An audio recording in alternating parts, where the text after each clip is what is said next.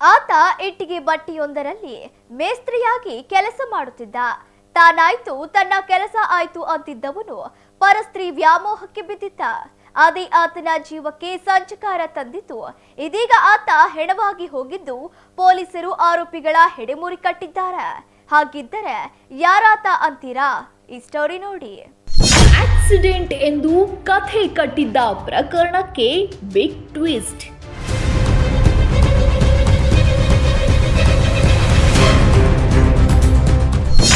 ಕೊಲೆ ಮಾಡಿ ಆಕ್ಸಿಡೆಂಟ್ ಎಂದು ಬಿಂಬಿಸಲು ಹೊರಟಿದ್ದ ಕಿರಾತಕರು.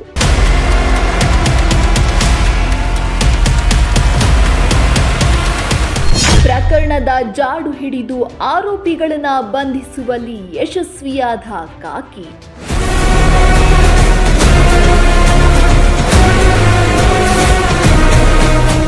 ಕಳೆದ 3 ದಿನಗಳ ಹಿಂದೆ ಚಿತ್ರದುರ್ಗ ಜಿಲ್ಲೆಯ ಮೊಳಕಾಲ್ಮೂರು ಪಟ್ಟಣದ ಹೊರಭಾಗದಲ್ಲಿರುವ ಸ್ಪಂದನ ಇಟ್ಟಿಗೆ ಬಟ್ಟಿಯ ಮೇಸ್ತ್ರಿ ತುಮಕೂರ್ಲಲ್ಲಿ ಓಬಣ್ಣ ಎಂಬಾತನನ್ನ ಭೀಕರವಾಗಿ ಹತ್ಯೆ ಮಾಡಲಾಗಿತ್ತು. ಕೊಲೆಗೆ ಮೊದಲೇ ಸಂಚು ರೂಪಿಸಿದ್ದ ಆರೋಪಿಗಳಿಗೆ ಇಟ್ಟಿಗೆ ಬಟ್ಟಿಯ ವಿದ್ಯುತ್ ಸಂಪರ್ಕ ಕಡಿತಗೊಳಿಸಿ ಬಳಿಕ ಇಟ್ಟಿಗೆ ಬಟ್ಟಿಯ ಒಳಗೆ ಬಂದಿದ್ದರಲ್ಲದೆ ಓಬಣ್ಣನ ಕೈಕಾಲು ಕಟ್ಟಿ ಹತ್ಯೆ ಮಾಡಿದ್ದರು. ಬಳಿಕ ಕೊಲೆಯನ್ನ ಅಪಘಾತ ಎಂದು ಬಿಂಬಿಸಲು ಟ್ರ್ಯಾಕ್ಟರ್ ಟ್ರಾಲಿ ಅಡಿಯಲ್ಲಿ ಓಬಣ್ಣನ ಮೃತದೇಹ ಹಾಕಿ ದುಷ್ಕರ್ಮಿಗಳು ಎಸ್ಕೇಪ್ ಆಗಿದ್ರು.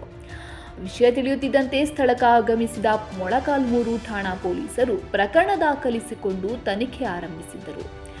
ಓಬಣ್ಣ ಬೋರಮ್ಮ ಎಂಬಾಕೆಯೊಂದಿಗೆ ಅಕ್ರಮ ಸಂಬಂಧ ಇಟ್ಟುಕೊಂಡಿದ್ದ. ಈ ವಿಷಯ ತಿಳಿದ ಪೊಲೀಸರು ಬೋರಮ್ಮ ಹಾಗೂ ಆಕೆಯ ಪುತ್ರ ಸಂಬಂಧಿಕರನ್ನ ಕರೆತಂದು ವಿಚಾರಣೆ ಮಾಡಿದ್ದಾರೆ. ಆರಂಭದಲ್ಲಿನ ಬೋರಮ್ಮ ತನಗೇನೂ ಗೊತ್ತಿಲ್ಲ ಎಂದು ಹೇಳಿದ್ದು ಕೊನೆಗೆ ಸತ್ಯ ಬಾಯಿಬಿಟ್ಟಿದ್ದಾಳೆ. ವ್ಯಕ್ತಿ ಓಬಣ್ಣ ಅಂತ ಹೇಳ್ಬಿಟ್ಟು ವಯಸ್ಸು 55 ವರ್ಷ. ಅವನನ್ನು ಯಾರೋ ದುಷ್ಕರ್ಮಿಗಳು ಯಾವುದೋ ದುರುದ್ದೇಶಕರವಾಗಿ ಟವಲ್ನಿಂದ ಅವನ ಕತ್ತನ್ನು ಬಿಗಿದು ಮತ್ತು ಆ ಕತ್ತನ್ನು ಬಿಗಿದಾದ ನಂತರ ಆ ಬಾಡಿಗೆ ತೆಗೆದುಕೊಂಡು ಟ್ರ್ಯಾಕ್ಟರ್ ಟ್ರಾಲಿ ಕಡೆ ಹಾಕಿ ಕ್ರಶ್ ಮಾಡಿಬಿಟ್ಟು ಕೊಲೆ ಮಾಡಿರ್ತಕ್ಕಂಥದ್ದು ಮಾಹಿತಿ ಬಂದ ಮೇರೆಗೆ ಪೊಲೀಸ್ ಸ್ಟೇಷನ್ಗೆ ನಮ್ಮ ಮೊಳಕಾಲ್ಮೂರು ಪೊಲೀಸ್ ಸ್ಟೇಷನಲ್ಲಿ ಪ್ರಕರಣ ದಾಖಲಾಗ್ತದೆ. ಈ ಪ್ರಕರಣದಲ್ಲಿ ಆರೋಪಿತರು ಯಾರು ಅನ್ನೋದು ನಮಗೆ ಯಾವುದೇ ರೀತಿಯಾಗಿರ್ತಕ್ಕಂಥ ಸುಳಿವು ಇರೋದಿಲ್ಲ.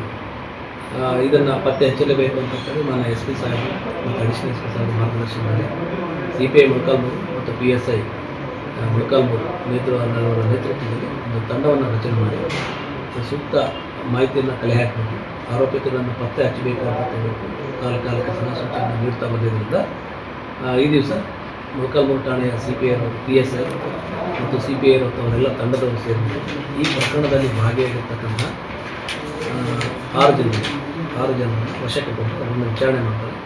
ಆ ವಿಚಾರಣೆ ಮಾಡಿದಾಗ ಅವರೆಲ್ಲರೂ ಕೂಡ ಇವರೇನು ಆರೋಪಿತರನ್ನು ವಶಕ್ಕೆ ಪಡೆದಿರ್ತಕ್ಕಂಥ ಎಲ್ಲರೂ ಕೂಡ ಅವರು ತಮ್ಮ ತಪ್ಪನ್ನು ಒಪ್ಕೊಳ್ತಾರೆ. ಇದರಲ್ಲಿ ಒಬ್ಬ 5 ಜನ ಮಾತ್ರ ಇದರಲ್ಲಿ ಮೇಜರ್ ಇದ್ದಾರೆ. ಒಬ್ಬ ಸಂಘರ್ಷಕ್ಕೊಳಗಾಗಿದ್ದ ಮಾರ್ಗ ಇರ್ತಕ್ಕಂಥದ್ದು. ಬೋರಮ್ಮಳೊಂದಿಗೆ ಓಬಣ್ಣ ಅಕ್ರಮ ಸಂಬಂಧ ಇಟ್ಟುಕೊಂಡಿದ್ದು ಬೋರಮ್ಮನ ಪುತ್ರನ ದ್ವೇಷಕ್ಕೆ ಕಾರಣವಾಗಿತ್ತು. ಇದರ ಜೊತೆಗೆ ಆರೋಪಿ ಜಿತೇಂದ್ರ ಕರಿಬಸಮ್ಮಳ ಜೊತೆ ಅನೈತಿಕ ಸಂಬಂಧ ಇಟ್ಟುಕೊಂಡಿದ್ದಾನೆಂದು ಪುಕಾರೆಬ್ಬಿಸಿದ್ದು ಜಿತೇಂದ್ರನ ದ್ವೇಷಕ್ಕೆ ಕಾರಣವಾಗಿತ್ತು. ಇದರ ಜೊತೆ ಓಬಣ್ಣ ಬೋರಮ್ಮಳ ಬಿಟ್ಟು ಬೇರೊಬ್ಬ ಹೆಂಗಸಿನ ಜೊತೆ ಅಕ್ರಮ ಸಂಬಂಧ ಇಟ್ಟುಕೊಂಡಿದ್ದಂತೆ ಇದು ಬೋರಮ್ಮ ದ್ವೇಷಕ್ಕೆ ಕಾರಣವಾಗಿತ್ತು.